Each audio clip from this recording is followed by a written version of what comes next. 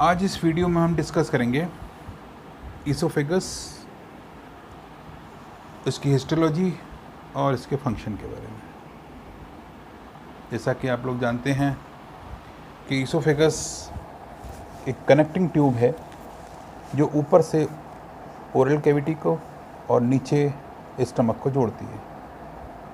इसकी जो लंबाई होती है लगभग 25 सेंटीमीटर के आसपास होती है एक एडल्ट में और एक नॉर्मल पर्सन में। अब इसके बाद होता क्या है, इसको हम 3 पार्ट में बांटते हैं। जो सबसे ऊपर वाला पार्ट होता है उसको बोलते हैं सर्वाइकल पार्ट। ये जो है इसकी जो लंबाई, इसकी जो लेंथ होती है वो 4 सेंटीमीटर के आसपास होती है। फिर इसके बाद नीचे वाला जो पार्ट होता है उसको बोलते हैं थोरेसिक पार्ट। इसकी जो लंबाई होती है लगभग 20 सेंटीमीटर के आसपास होती है। और बाकी जो पार्ट बचता है उसको बोलते हैं एब्डोमिनल पार्ट। ये एब्डोमिनल पार्ट डायफ्राम के नीचे होता है और ये लगभग 1 से 2 सेंटीमीटर के आसपास होता है। इसलिए इसको, क्योंकि एब्डोमिनल रीजन में होता है, इसलिए उसको एब्डोमिनल पार्ट। अब होता क्या है कि इसके अंदर पहले हम इसको ये समझें कि इसके अंदर कितने पार्ट्स होते हैं। इसमें 2 स्फिंक्टर होते हैं, ऊपर होता है एक नीचे होता है। जो ऊपर वाला जो स्फिंक्टर होता है, स्फिंक्टर एक मस्कुलर स्ट्रक्चर होता है जो कि वन वे होता है। इसके अंदर कोई भी फूड पार्ट या कोई भी चीज़ खाते, जो भी खाते हैं वो नीचे की तरफ जाती है, वापस नहीं, नॉर्मली वापस नहीं आती है। तो ऊपर वाला जो पार्ट होता है उसको बोलते हैं अपर ईसोफेजियल स्फिंक्टर, और जो नीचे वाला जो होता है उसको बोलते हैं लोअर ईसोफेजियल स्फिंक्टर। अब डिटेल क्या होता है हम आपको समझाते हैं। पहले हम जो है इसकी हिस्टोलॉजी के बारे में बात करते हैं। हिस्टोलॉजी है कुछ इस तरह से रहती है। ये जो इसके अंदर जो पार्ट है ये इनर पार्ट है जो कि ल्यूमन की तरफ होता है, और ये वाला जो होता है मस्कुलर पार्ट होता है। ठीक है। अब इसमें जो इनर जो लोअर लेयर होती है उसमें सबसे आगे की जो लेयर होती है इसको बोलते हैं स्ट्रेटिफाइड स्क्वेमस एपिथेलियम। ठीक है। इसके बाद नीचे होती है जो नीचे वाली जो लेयर, इसको बोलते हैं लेमना प्रोपिया। इसके बीच में यहाँ पे आपको जो ग्लैंड्स दिखाई दे रही हैं इसको बोलते हैं ईसोफेजियल ग्लैंड्स। और ये जो मसल्स लेयर इसको बोलते हैं मस्कुलरिस एक्सटर्ना। चूँकि ये काफ़ी पतली लेयर होती हैं मसल्स की और ये बाहर की तरफ होती हैं, इसलिए इनको मस्कुलर एक्सटर्ना कहा जाता है। ठीक है। ये ईसोफेजियल वॉल का स्ट्रक्चर है। ये अंदर वाला पार्ट है और ये बाहर वाला पार्ट है।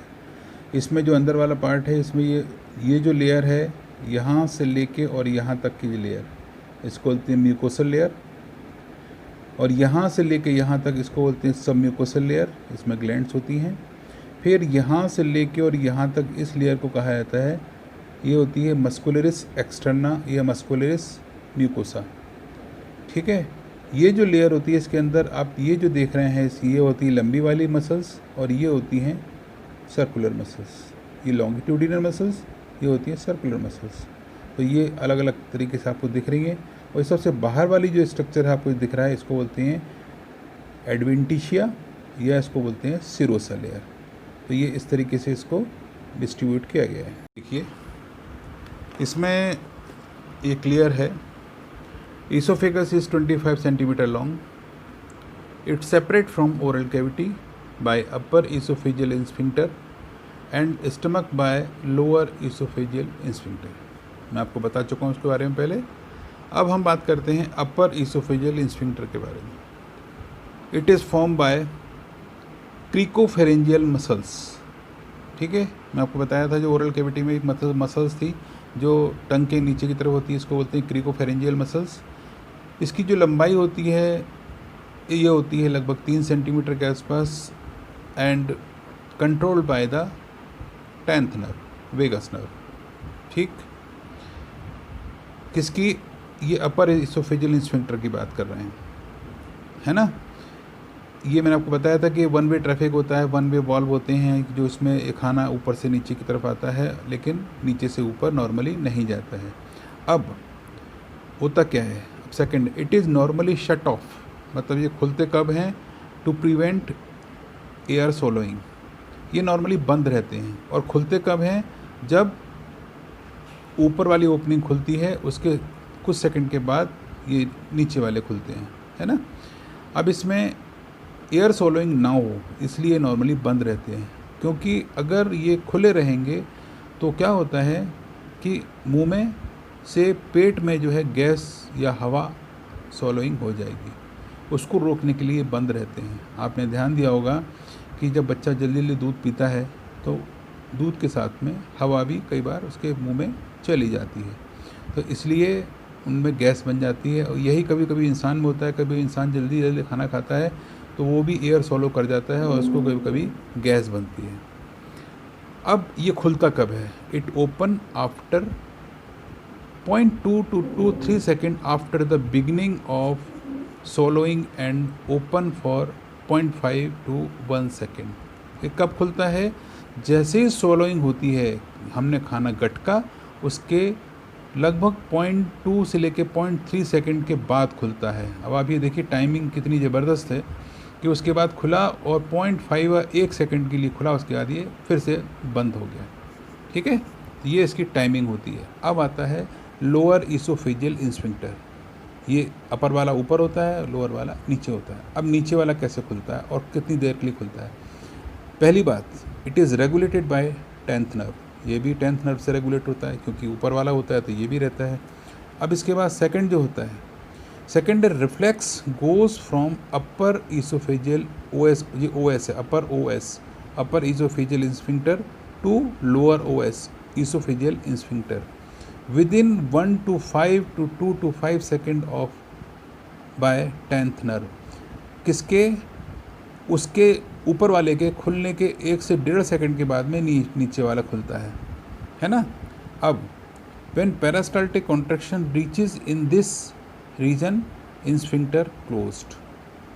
जब पेरिस्टाल्टिक जो वेव्स होती हैं जिससे कि खाना जो है इसोफेगस के ऊपर वाले हिस्से से नीचे वाले हिस्से में आता है और उसके बाद ये इसको बंद कर देते हैं, बंद हो जाता है। अब यहाँ होता क्या है, यहाँ पर 2 हार्मोन पाए जाते हैं जो कि डाइजेशन को इनिशिएट करते हैं, डाइजेशन की शुरुआत करते हैं।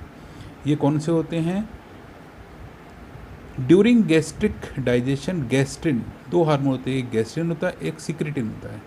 गैस्ट्रिन हार्मोन का क्या फंक्शन होता है, gastrin hormone secreted by gastric mucosa for close the sphincter closed, ठीक है।